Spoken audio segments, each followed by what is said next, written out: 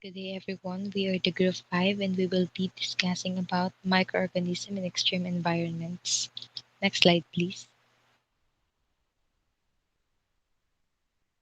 Extremophiles, organisms that can flourish in harsh conditions like hydrothermal vents.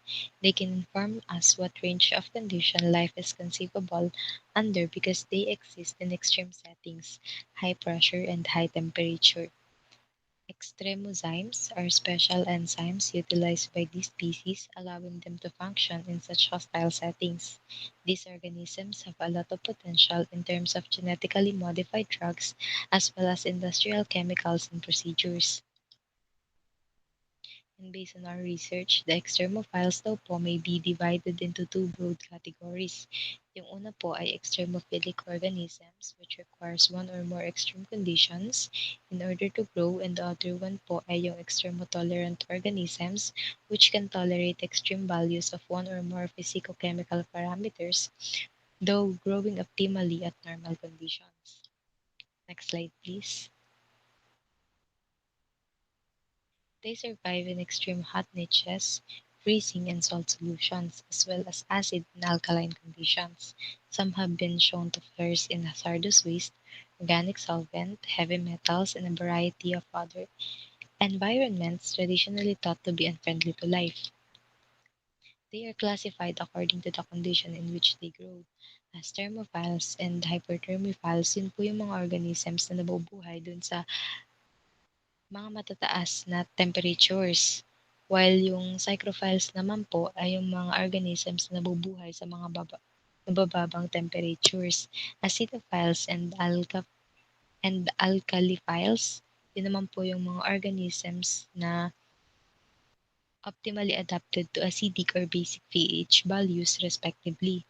Yun naman pong barophiles are organisms that grow best under pressure, and lastly, halophiles naman po ay organisms that require NaCl for growth.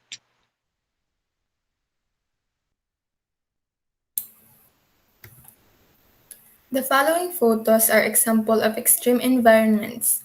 Shown in the left picture, the parts of the Earth wherein Earth's crust in particular is where extremophiles have been found up to the depth of 6.7 kilometer inside. While in the right picture, it shows deep waters. Extremophiles are commonly found in more than 10-kilometer deep inside the ocean, at pressures of up to 110 megapascal.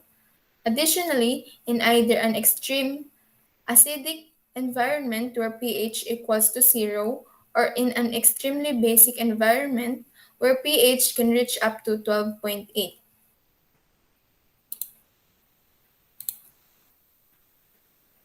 For this slide naman po, it shows the pictures of other extreme environments where extremophilic microorganisms tend to thrive.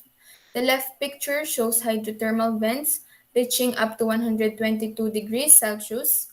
These heat-loving microorganisms, which grow optimally at temperatures above 100 degrees Celsius, get their energy from hydrogen gas and produce hydrogen sulfide from sulfur compounds from the vents. Then, from the frozen seawater to the left that reaches up to negative 20 degrees Celsius. We will now proceed with our experiment proper. In this experiment, the types as well as the activities of microorganisms in extreme environments will be studied, wherein the experiment is divided into three parts: Part A, Part B, and Part C. Both Parts A and B were assigned to our group, and I will be showing you Part A, where it is expected that the participant should also be able to measure different environmental factors on site, such as temperature and pH. Shown in this slide is our schematic diagram for Part A of the experiments on microorganisms in extreme environments. For our materials, we will be needing dilution bottles, thermometer, mud, and insulated containers.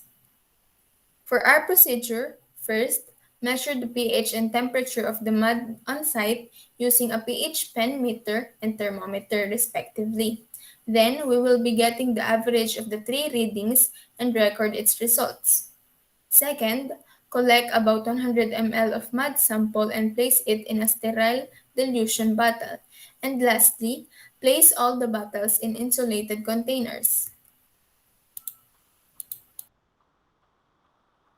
And for the schematic diagram of our letter B, the materials needed are Starkey's medium, phenolphthalein indicator, incubator, zero point 0.1 N standard sodium hydroxide or NaOH, 10% sulfuric acid or H2SO4, and gram stain set.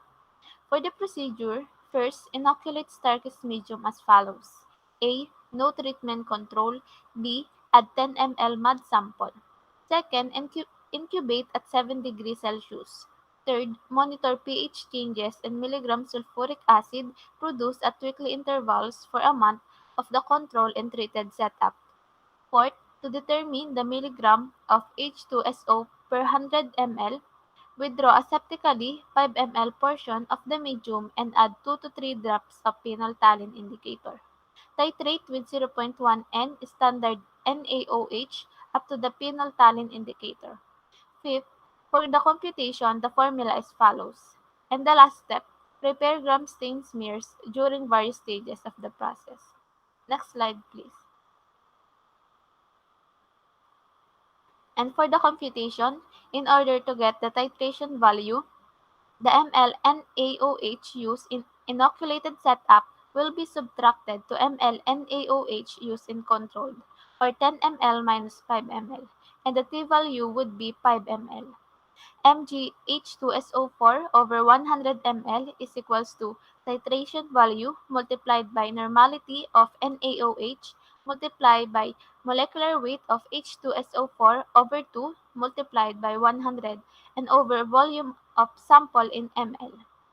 And this is equals to 5 ml multiplied by zero point 0.1 multiplied by 98.079 multiplied by 100 over 10 ml. The final answer would be 490.395 or 490 milligram.